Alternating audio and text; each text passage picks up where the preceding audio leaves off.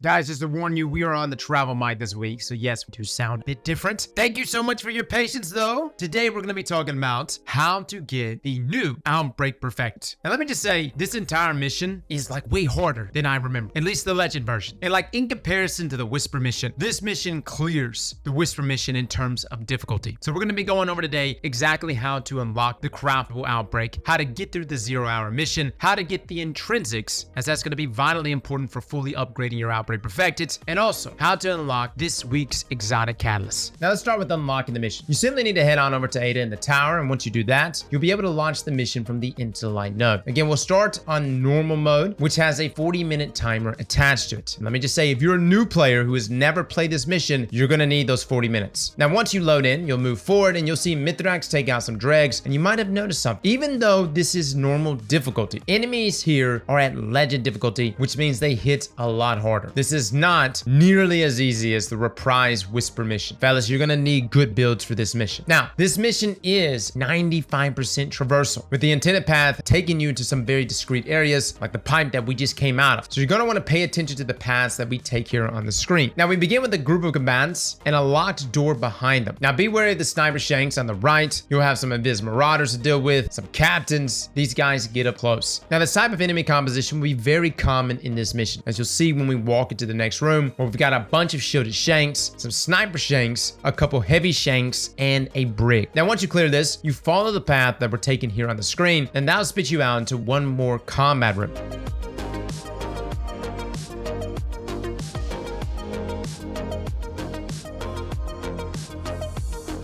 Here you'll have to clear a bunch of ads and a fallen walker to continue forward. Again, take your time, as these enemies are above your power level. They hurt quite a bit, guys. Now, after this room, you'll move inside, where there will be a bunch of small corridors filled with ads that require you to clear them in order to keep moving forward.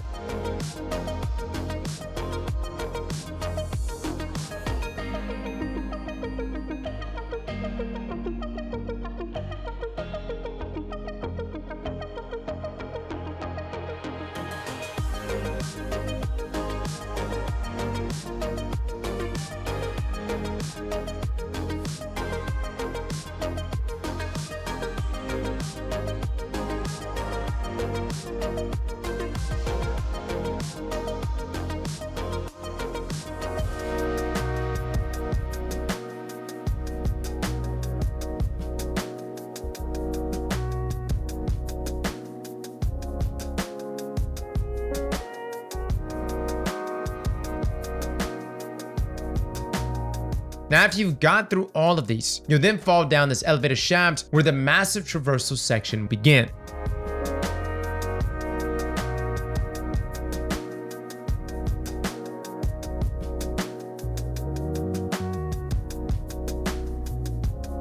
Now, normal, you'll be taking the path you're seeing here that starts under the ship. From here, you'll want to follow what's on the screen, as you're essentially entering a maze.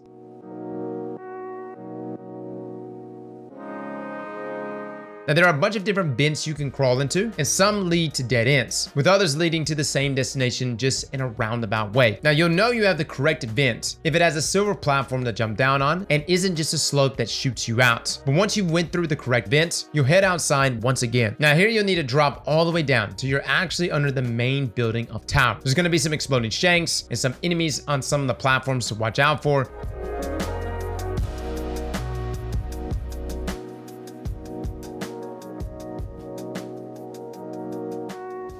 And you can actually activate a switch that puts out an extended platform, which will allow anyone away at the top to just jump straight down. Now, granted, guys, you can also use swords, grapples, Icarus dash, and essentially just fall all the way, catch yourself. Now, once you're here, again, keep following what's on the screen as we jump into the ceiling and climb up this elevator shaft. And essentially, guys, you're gonna break and enter this specific vent.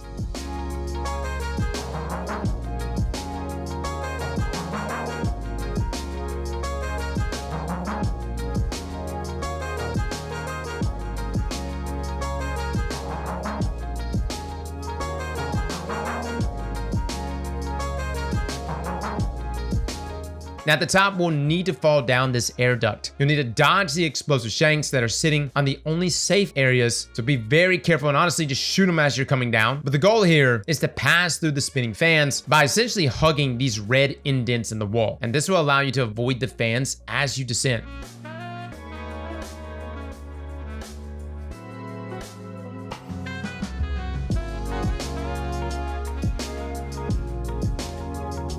Now, once you're through all that, just keep moving with us as we jump from each of these precarious slanted ledges.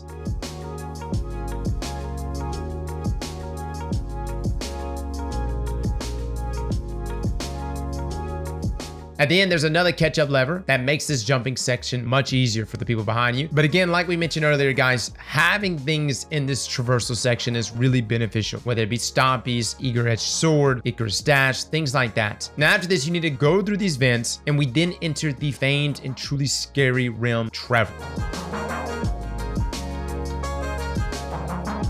Now, I need you to take note of this screen that shows the layout of the room and where the switches are to activate.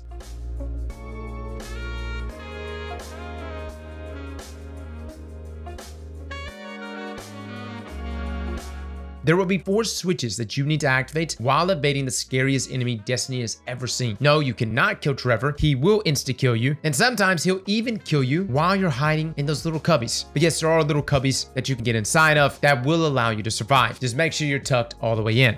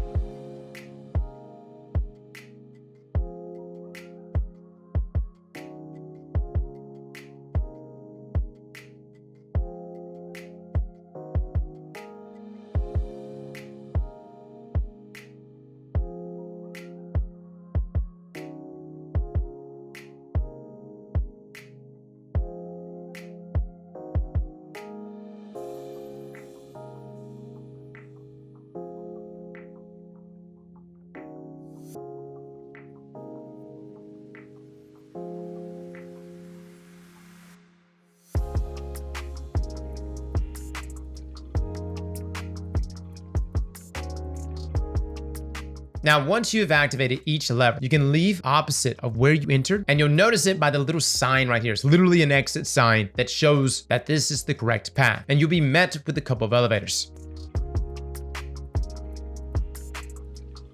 Now, you can literally just hop on one of these elevators and ride it all the way to the top. If you're super impatient, you can literally jump from ledge to ledge. But guys, you're not gonna lose that much time. Just sit on the elevator. So many folks overcomplicate this one.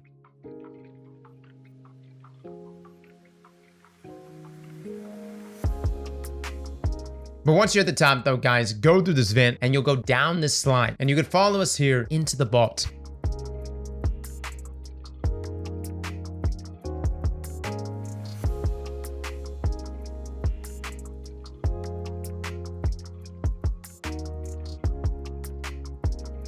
Now here you're gonna see a map type of thing that's drawn on the wall. And to continue to the real vault, you just need to walk up to this medallion here.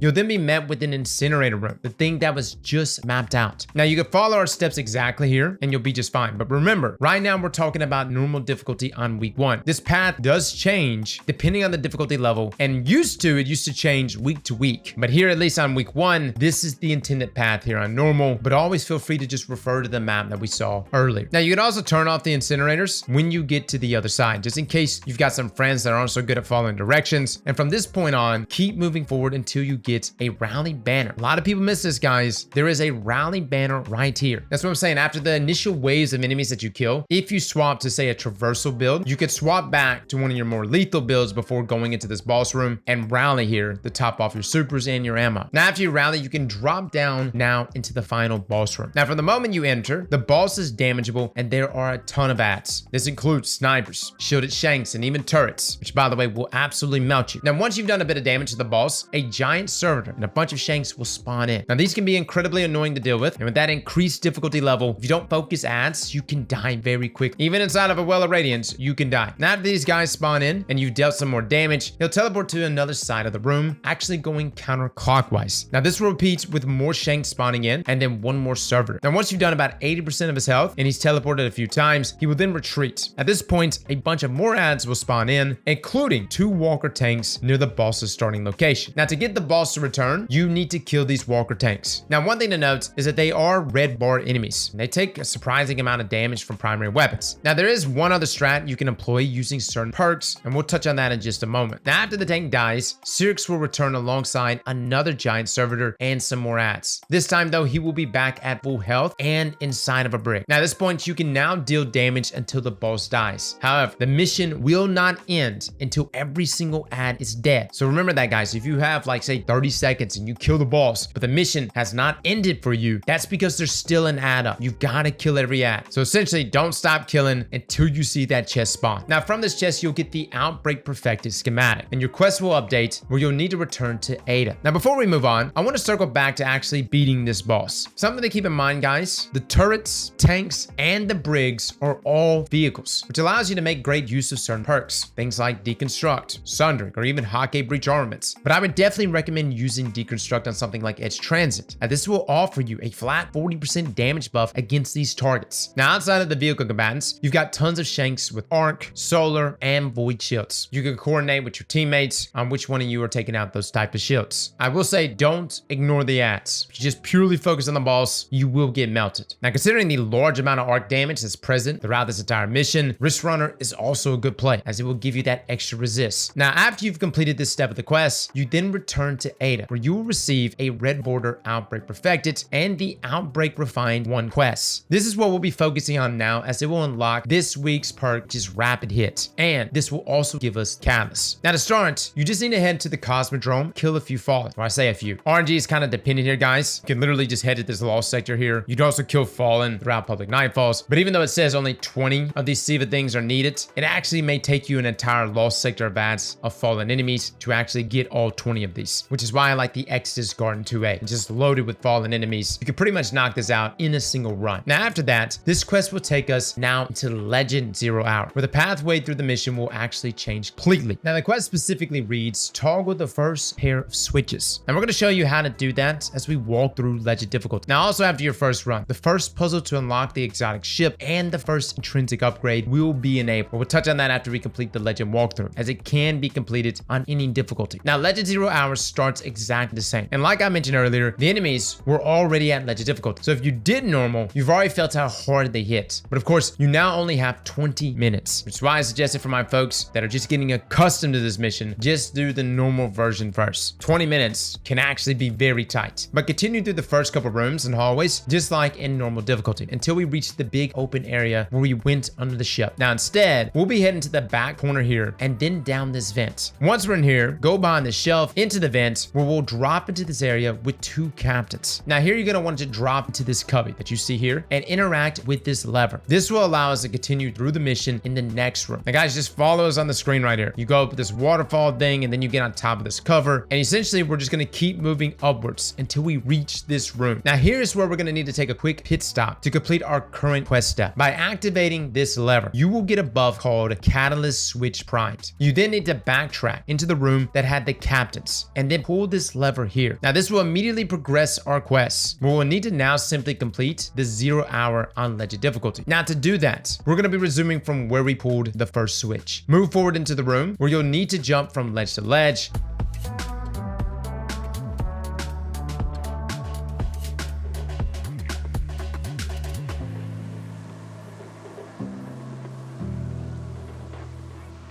And at the end with the captain, you can activate a catch-up lever for anyone behind you. Now you're gonna keep on going and we'll head through the vents until we get outside. Now here our goal is to go left around the corner, and many of these platforms you can stand on, but they will fall after you touch them. So make sure you're jumping as soon as your feet touch the ground, guys. But once you're around the corner, you'll then have some alternating platforms. Just observe them, guys, and then get your jumps down to get across. Now granted, if you've got movement abilities, you got a grapple and a sword, you can literally skip this. This kind of just comes down to how good you are with your mobility. Now once you've climbed this last section and gone back inside, you'll slide down the chute here. Just remember, guys, when you get to the bottom of the chute, jump. You'll then follow us through this blackout room where once you go through this vent, you'll meet back up with the normal pathway in the exploding shank and the spinning Deathblade's air duct. From here, you'll continue through Trevor's domain and the rest of the pathway like normal until you reach the incinerator room. Now the correct path is different from the normal difficulty path, but keep in mind this does change week to week. Always look at that map, guys, and that'll key you in on everything. Now once you've gone through that, you can then proceed to the boss room where nothing has changed from normal difficulty. Again, always remember to rally before starting this encounter. Swap to your good builds, swap to a deconstruct weapon if you have one, which on legend difficulty, guys, you're gonna need a good build. 20 minutes is not a lot of time. It's a good chance you're arriving here at this boss room with very little time to spare. Now if you happen to fail this, don't be concerned, it happens. You could literally load right back up and run it again. It's really that traversal section throughout this entire mission that will get you in a bind and eat up a lot of time. So just get used to that, running that over and over. Now once you've completed this mission successfully on legend, you will get another outbreak. You'll also get quest progression, and if you didn't already have the catalyst, you'll get that too. Now to finish out the quest, you return to Ada where you'll get rapid hits as a crafting option. Now if you've done everything in this guide so far, when you head to the Enclave, you can craft Outbreak with Outlaw or with rapid hit. But that's not everything in week 1. There's still one more puzzle that will give us our first intrinsic upgrade and get us started on unlocking the exotic ship. Now this can be done on either difficulty, and this begins in the first combat room. Now yes, you can knock this all out in one run if you and your squad are up for the challenge. Now rather than heading through the unlocked doorway, go to the shelf here and grab a keypad. Now you used to need this for what we're about to do, but I'm not sure if it's actually necessary anymore. We just grabbed it to be safe. Now then, part 2 of the puzzle is here in the next room. By interacting with this panel that you see here on top of the stairs, you will get a buff with a timer that you see in the bottom left hand of your corner. Now you also get these 3 symbols that you could shoot that will spawn in this area. You'll need to shoot these symbols with Outbreak in order and how they appear on the panel, the one you just interacted with, and it'll have this hologram that you see here. Essentially, guys, if it shows the symbol here, go out and you find which one matches up, you shoot that symbol, and you repeat this for all 3 that show up. Can you brute force this? Yes. Is it easier just to match the symbols? Most definitely. Now once you've done this successfully, it will say sequence accepted, and you'll then continue this puzzle in the vault room past the incinerator. Now this is the classic room from the previous 0-hour mission, but what we did by shooting those symbols is we opened this door here. Inside are 4 buttons we can activate. We can then finish the puzzle by making use of the information that you see on the screen. Now all we need to look at for this week is this column, as it's the square shape, which is how the buttons are aligned in the room just open. And essentially you activate these buttons in the correct order, going from top to bottom. But we also need to include these orange buttons that are out in the main room. The main thing is getting your orientation correct. So if you see the way the room is laid out here, guys, as if you're facing the end down there, that's how it's laid out. So as you see here, guys, we're interacting in this order right here, and we'll probably do this week to week. But I also find just having the image here on the screen also really helps in just understanding the layout with those red arrows pointing to those inside panels. Now once you've done all of this correct, you will unlock the first intrinsic upgrade and complete one of 4 puzzles will be necessary to unlock the exotic ship. Now with this intrinsic upgrade, this will give you access barrel options on Outbreak. Now this is currently it for Outbreak this week. Now we will be doing a review on Outbreak very soon. I do like rapid hits. I think rewind rounds are going to be really good considering the Siva nanites, and that will probably feed into that perk, or at least we hope it will. And as far as rapid hit goes, it's a very solid trait. The other side of things is we've got Headseeker, which I think is going to be the play for PvP, and lightweight pulse rifles did just get a buff in PvP, but Outbreak has always been a phenomenal choice. Like a lot of people overlook it inside of PvP, but I always felt like it had a hidden exotic perk like persistence. It just easily locks on the targets. We tack on Headseeker. Oh, it's gonna be nasty. So guys, that is it for week 1. Whisper mission we covered, and we had a way, of course, cheesing those intrinsics, at least initially. 0 hour though, we will have to return week to week, follow things up, unless something gets discovered from now until then. In the meantime, happen to be by our Discord, always feel free to hit up some people. I'm sure multiple people in our Discord are gonna be running this mission. All that I ask for my folks that are jumping in with anyone from our Discord, just remember, not everyone has done this mission. We have a lot of veteran players, but we also have a ton of new players with Into the Light. So please take that opportunity, guys, to allow those new players to have one of the best experiences in Destiny, which is this 0 hour mission. Fellas and ladies, thank you all for coming and watching, and as always, Slap that like button like your mama told you right.